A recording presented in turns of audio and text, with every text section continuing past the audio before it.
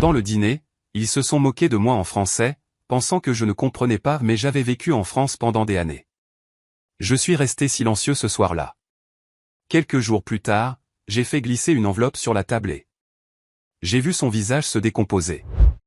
Ils m'ont traité de vieil imbécile sans valeur en français, pensant que je ne comprenais pas un traître mot. Ils ont ri en disant que je n'étais qu'un poids mort dans la vie de ma fille, un fardeau dont elle se porterait mieux sans. Mon beau-fils s'est joint à eux, ajoutant ses propres blagues cruelles sur le pauvre vieil homme pathétique qui n'avait plus rien à offrir au monde. Ils étaient assis là, dans la salle à manger de ma fille, sirotant un vin que j'avais payé, se moquant de moi dans une langue qu'ils croyaient être leur arme secrète.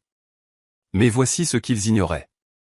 J'avais attendu toute ma vie que des gens comme eux me sous-estiment. Et alors qu'ils pensaient célébrer leur succès, j'allais leur montrer exactement ce qui arrive quand on confond la gentillesse avec la faiblesse. Laissez un cœur dans les commentaires ci-dessous si vous êtes du genre à agir plutôt qu'à parler. Et racontez-nous une fois où quelqu'un vous a sous-estimé. Où l'avez-vous entendu aujourd'hui? Tout a commencé un jeudi matin, avec ce genre d'appel téléphonique qui vous fait vous demander si vous allez recevoir une bonne ou une mauvaise nouvelle. Je préparais du café dans ma cuisine à Portland, mesurant les grains de Colombie que j'avais achetés chez le torréfacteur de Division Street, lorsque mon téléphone a vibré sur le comptoir. C'était Jake, mon beau-fils, l'homme qui avait épousé ma fille Emma il y a 3 ans lors d'une cérémonie qui m'avait coûté 75 000 $. Frank, dit-il de ce ton faussement joyeux que les gens utilisent quand ils veulent quelque chose. Comment vas-tu, Jake, ai-je répondu, m'arrêtant avec le filtre à café à la main. Tout va bien? Excellente nouvelle. Mes parents sont arrivés de France hier. Nous organisons un dîner demain soir. Très intime, juste la famille. Ils sont impatients de te rencontrer. Je me suis approché de ma fenêtre, regardant la lumière du matin filtrer à travers l'érable que j'avais planté quand Emma avait 12 ans. Ah oui? Absolument. 19h30 chez nous à l'Ecoswego. Tenue de soirée. Mes parents sont très à l'ancienne sur la présentation. Tu sais comment sont les Français. Je savais comment les Français pouvaient être à bien des égards. J'avais vécu parmi eux pendant 5 ans, j'avais monté une affaire à Bordeaux qui me versait encore des dividendes. Mais Jake ne le savait pas. Il ne m'avait jamais interrogé sur mon passé. Pourquoi Emma ne m'a-t-elle pas appelé elle-même? Un silence a flotté dans l'air, comme de la fumée. Elle ne sait pas que j'appelle. Elle est débordée de travail et par l'organisation de ce dîner. Elle a probablement juste oublié. Tu sais à quel point elle est dispersée quand elle est stressée. Emma était beaucoup de choses, mais pas oublieuse. Quand Emma oubliait quelque chose, c'était généralement parce que quelqu'un l'avait convaincue que ce n'était pas important. J'apprécie l'invitation, ai-je dit. Super. Oh, et Frank. Sa voix devint plus prudente. Mes parents sont très traditionnels, très français. Peut-être, reste simple. Ils apprécient la dignité discrète. La dignité discrète. Comme si j'avais prévu d'arriver en costume de clown. Bien sûr, je me tiendrai à carreau. Après avoir raccroché, je suis resté dans ma cuisine, la cafetière gargouillant derrière moi, son riche arôme remplissant l'air. Quelque chose dans le ton de Jake me dérangeait. Pas ce qu'il disait, mais comment il le disait. Comme si j'étais convoqué plutôt qu'invité. Comme si j'étais un problème à gérer plutôt qu'un beau-père à accueillir. Mais j'irai. Emma serait là. Et malgré notre distance grandissante, malgré des conversations devenant plus courtes et plus fonctionnelles, elle était toujours ma fille. Toujours la petite fille qui s'asseyait sur mes genoux pendant que je lui lisais des histoires en anglais et en français. J'ai versé mon café et je me suis assis à la table de la cuisine. Mais la boisson avait un goût amer malgré la qualité des grains. Je ne pouvais penser qu'aux mots prudents de Jake et au sentiment que le dîner de demain soir serait autre chose qu'un simple repas de famille. Quand les gens commencent à parler de dignité discrète, c'est généralement qu'ils prévoient de tester à quel point vous en possédez. Le lendemain soir, j'ai traversé les rues impeccables de l'Ecoswego jusqu'à la maison de Jake et Emma. Le genre de quartier où le conformisme se faisait passer pour de la réussite, avec des pelouses parfaites et des maisons qui coûtaient plus que ce que la plupart des gens gagnaient en une décennie. Emma a ouvert la porte avant que je puisse sonner. « Papa, tu es superbe », dit-elle en me serrant chaleureusement dans ses bras. Très distingué. Ta mère a toujours dit que je présentais bien, ai-je répondu en la suivant à l'intérieur. Dans le salon, Jake se tenait à côté de Pierre et Claire, le couple de Français que j'avais brièvement rencontré au mariage 3 ans auparavant. Nous avions à peine échangé quelques banalités. Ils étaient arrivés en retard, partis tôt, et avaient passé la majeure partie de la réception à parler français avec d'autres invités. Pierre était toujours grand, avec ses cheveux argentés et ce visage patricien dont je me souvenais. Claire restait parfaitement apprêtée, de cette manière française sans effort, avec des bijoux dont le coût se devinait à voix basse. « Franck, dit Jacques. Je suis sûr que tu te souviens de mes parents depuis le mariage. » Pierre tendit la main avec un sourire exercé. « Bien sûr, le père de la mariée. Tellement heureux de vous revoir convenablement. » Claire hocha la tête gracieusement. Nous avons à peine eu le temps de parler au mariage. Une journée si chargée. Bienvenue à nouveau à Portland, dis-je. J'espère que vous appréciez votre visite. Oh, oui, répondit Pierre. Nous découvrons enfin la ville et la famille correctement cette fois-ci. La façon dont il insistait sur « correctement » suggérait que notre brève rencontre au mariage n'avait pas compté comme une vraie réunion. Emma apparut avec des verres de vin, un Bordeaux coûteux. Papa ne boit pas beaucoup de vin, mais j'ai pensé que vous apprécieriez celui-ci. Il vient de la région du vignoble de Pierre. Je sirotais le vin avec précaution. Il était exceptionnel. Magnifique. Bordeaux a toujours produit certains des meilleurs vins du monde. Pierre haussa un sourcil, peut-être surpris que je connaisse quoi que ce soit au vin. Vous connaissez Bordeaux? J'ai eu le plaisir de visiter, dis-je simplement. Jacques tapa dans ses mains. Passons à la salle à manger? Nous avons tant de choses à nous raconter. En marchant, j'ai surpris un regard échangé entre Pierre et Claire. Rapide, presque imperceptible, mais j'avais passé assez de temps dans des salles de conseil pour reconnaître la communication silencieuse entre des gens qui se croient supérieurs. La table de la salle à manger scintillait de cristal et d'argenterie. Tout était parfait, calculé pour impressionner. Emma s'affairait pendant que Jacques jouait les autres gracieux.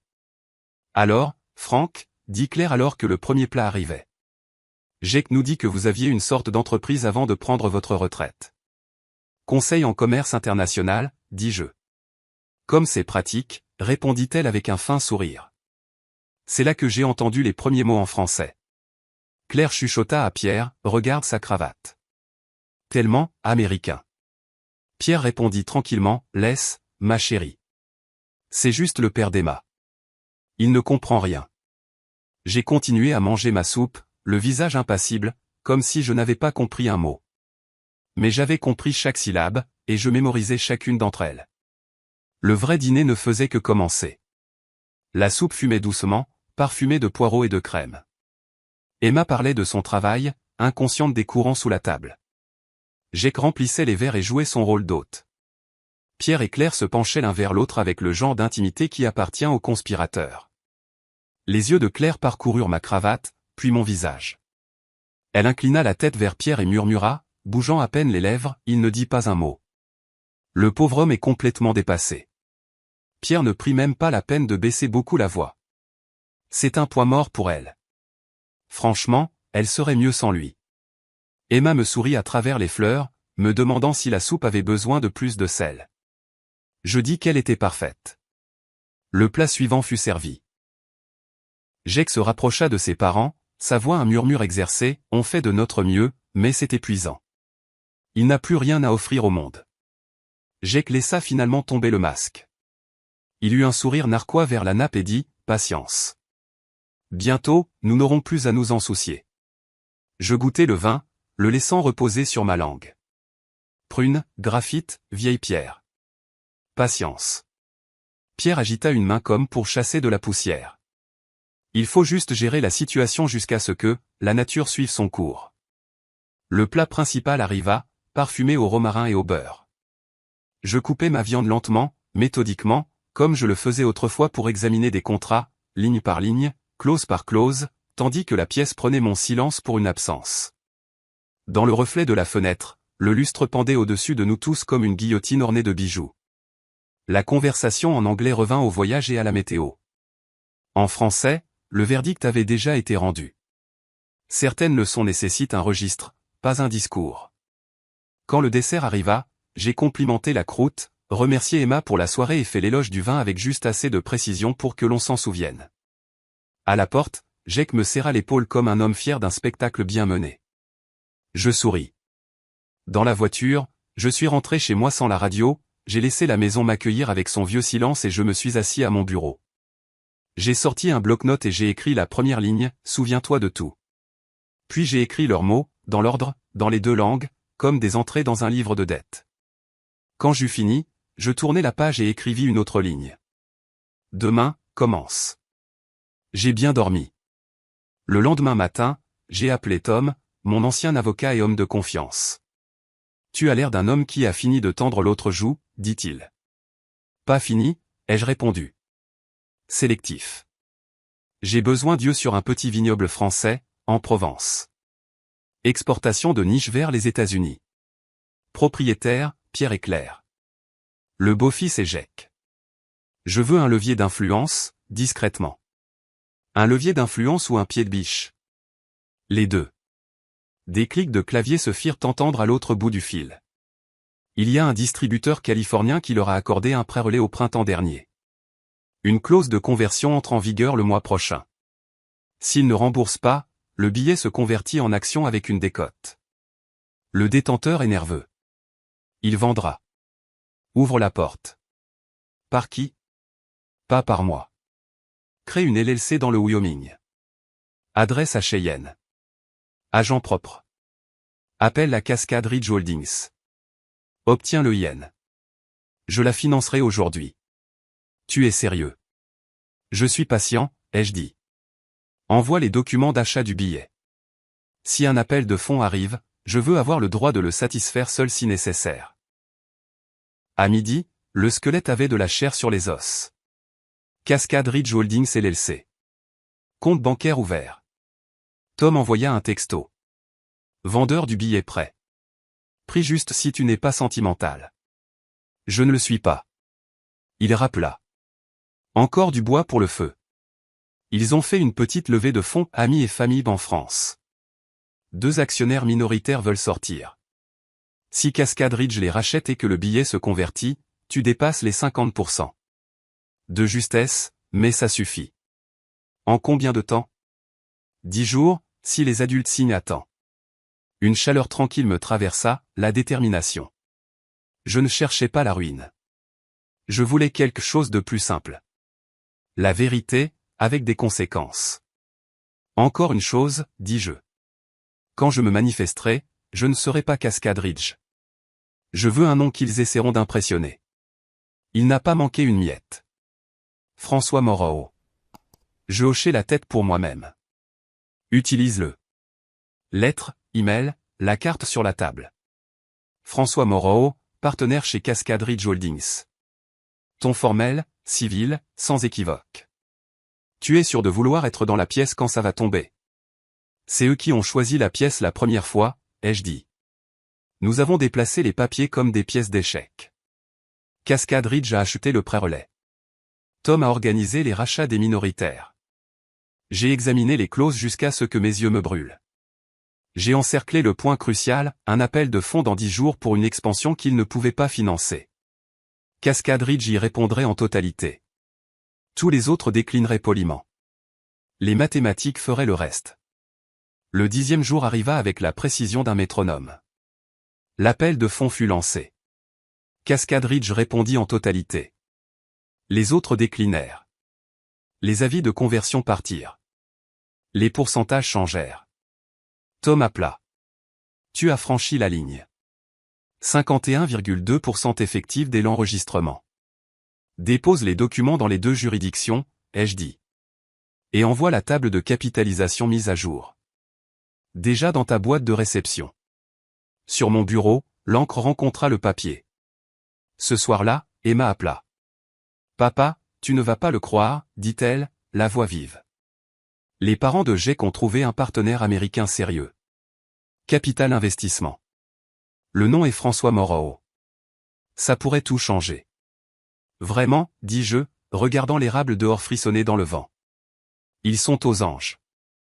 Jake dit que c'est l'opportunité dont ils avaient besoin. N'est-ce pas incroyable? Ça l'est, dis-je, le pensant d'une manière qu'elle ne pouvait pas entendre. J'espère que ça fera ressortir le meilleur d'eux-mêmes. Après que nous ayons raccroché, le téléphone sonna de nouveau. C'était Jake. Franck, grande nouvelle, dit-il, euphorique. Un investisseur majeur vient de monter à bord. Tous les plans d'expansion avancent. Tu ne comprendrais probablement rien aux documents, mais crois-moi, c'est du lourd. Je suis content pour vous, ai-je dit. Le meilleur dans tout ça? Il n'intervient pas. Le bon type d'argent, qui veut juste être associé à des gagnants, il rit. Même l'argent discret sait lire, ai-je dit. Il n'a pas compris. Bien sûr. Quand la ligne fut silencieuse, j'ouvris une nouvelle page dans mon carnet. Il y a un moment, après une prise de contrôle, où les papiers sont réglés, mais pas les gens. L'équilibre est juridique. La réalité est à la traîne. C'est dans cet entre-deux que le caractère se révèle. Sur mon bureau, j'ai disposé du papier à lettres avec un filigrane, visible uniquement lorsque la lumière l'éclairait juste comme il faut. En haut, d'une main ferme, j'ai écrit le nom, François Moreau. J'ai rédigé la lettre sur ce papier à en-tête. Le ton était neutre, le genre qui ne laisse aucune place à l'argumentation et ne dégage aucune odeur de menace. À Pierre et Claire, j'écrivais en tant que François Moreau, partenaire de Cascade Ridge Holdings. J'exprimais mon appréciation pour leurs efforts, mon enthousiasme pour leur direction stratégique et mon désir de rencontrer la famille derrière l'entreprise. Je demandais un dîner formel, et que tous les représentants actifs de la famille soient présents, Pierre, Claire, leur beau-fils, leur fille. J'ai envoyé la lettre par coursier international. 2 jours passèrent. Puis la réponse, sur un papier à lettres élégant.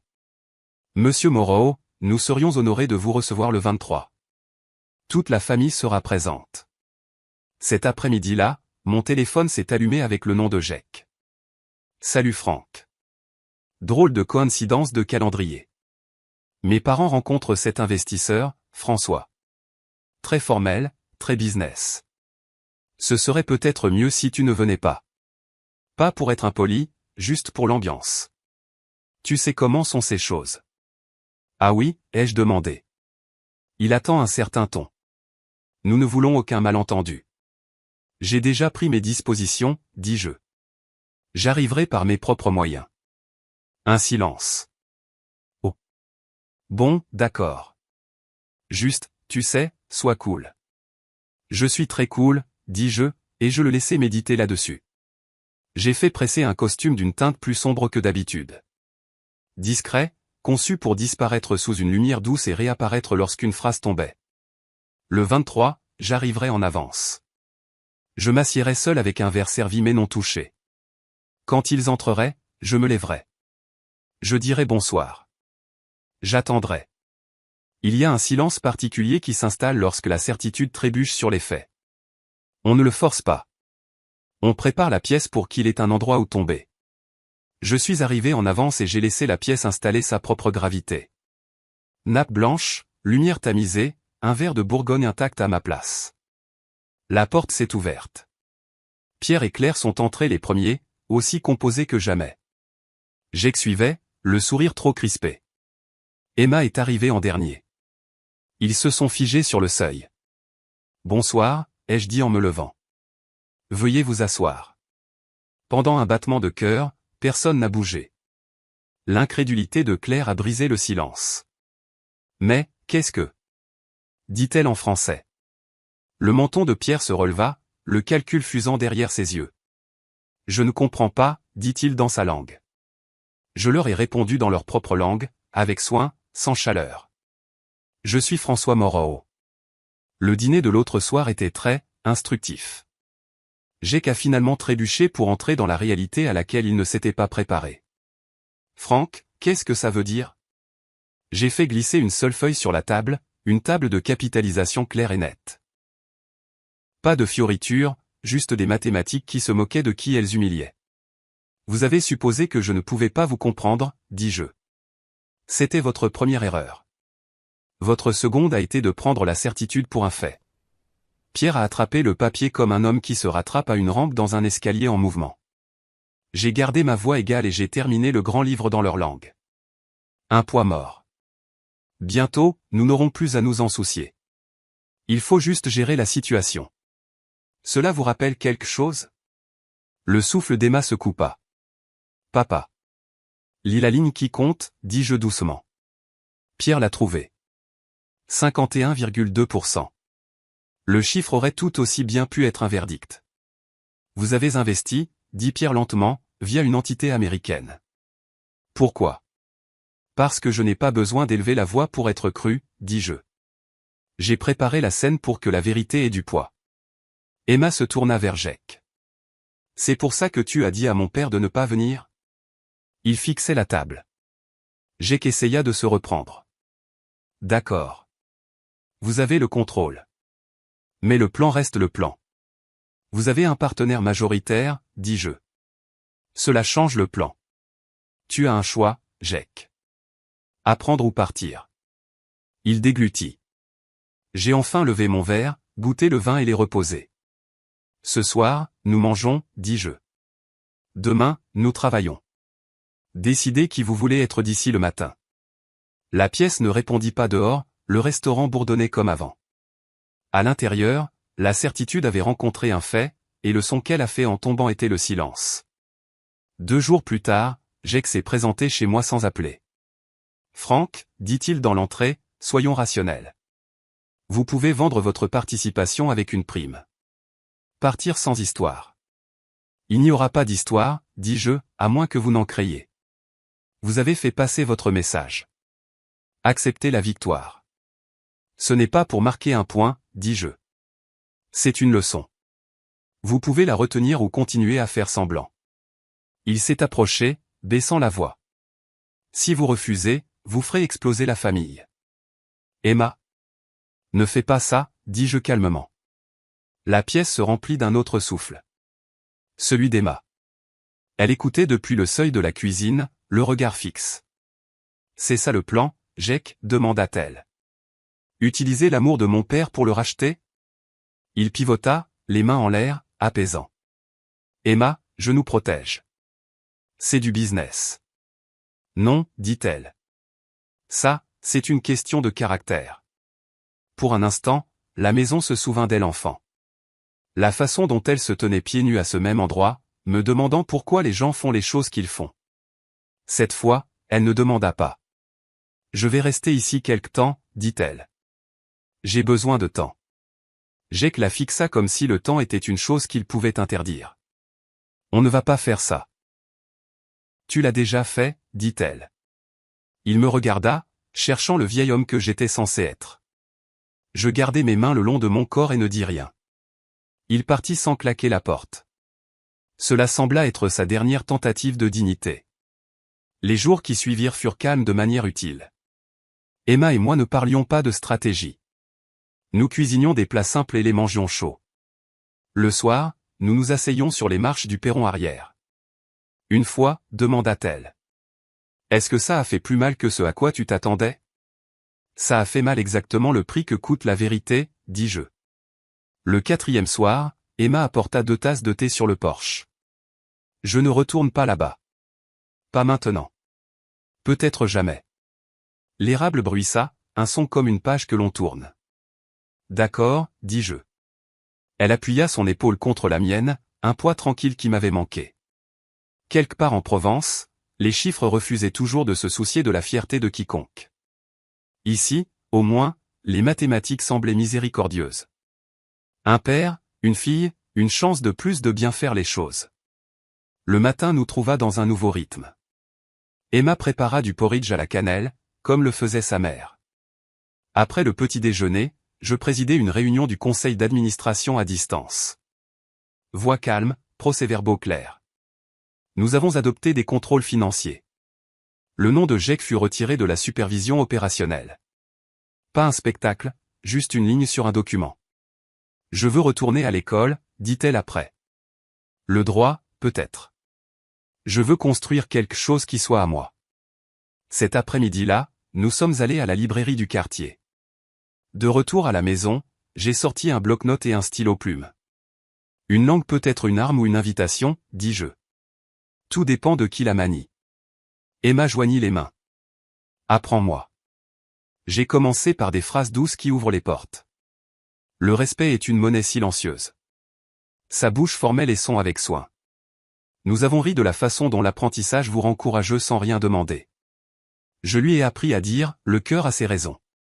Emma lut la phrase 2 fois, plus lentement la seconde. Du cœur, répéta-t-elle, et la pièce sembla différente. Elle me regarda, les yeux brillants mais stables. Merci, dit-elle, la prononciation douce mais juste. Le téléphone est resté silencieux. Les papiers continueraient à circuler comme ils le font toujours, mais l'arithmétique qui comptait était ici. Un père, une fille, une table, une langue reconquise comme un acte de bonté. Quand nous sommes rentrés, la maison semblait plus légère. Non pas parce que quoi que ce soit avait été oublié, mais parce que nous avions décidé de quoi nous souvenir. Note, la section finale est une réflexion sur l'histoire.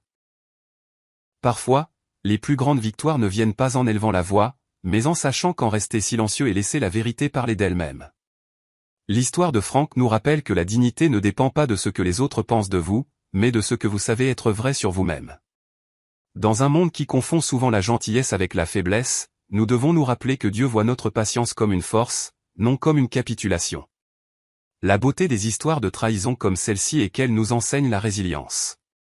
Lorsque ceux qui nous sont les plus proches montrent leur vrai visage, nous avons le choix, devenir amers ou devenir plus sages. Franck a choisi la sagesse, et Dieu a honoré ce choix par la restauration. Les histoires de grands-pères les plus inspirantes nous montrent que l'âge apporte non seulement la sagesse, mais aussi la patience de laisser cette sagesse agir. Le parcours de Franck, de l'humiliation à la justification, nous enseigne que le respect ne se donne pas, il se gagne par la constance, le caractère et une confiance tranquille. Parfois, les plus grands cadeaux de Dieu sont emballés dans les erreurs de nos ennemis. Et les histoires de trahison les plus significatives ne se terminent pas par la vengeance, mais par la restauration. Si cette histoire a touché votre cœur, partagez vos réflexions dans les commentaires ci-dessous. Avez-vous déjà eu à choisir entre parler immédiatement ou laisser vos actions parler plus fort? Nous serions ravis de lire comment vous avez géré les moments où les gens vous ont sous-estimé.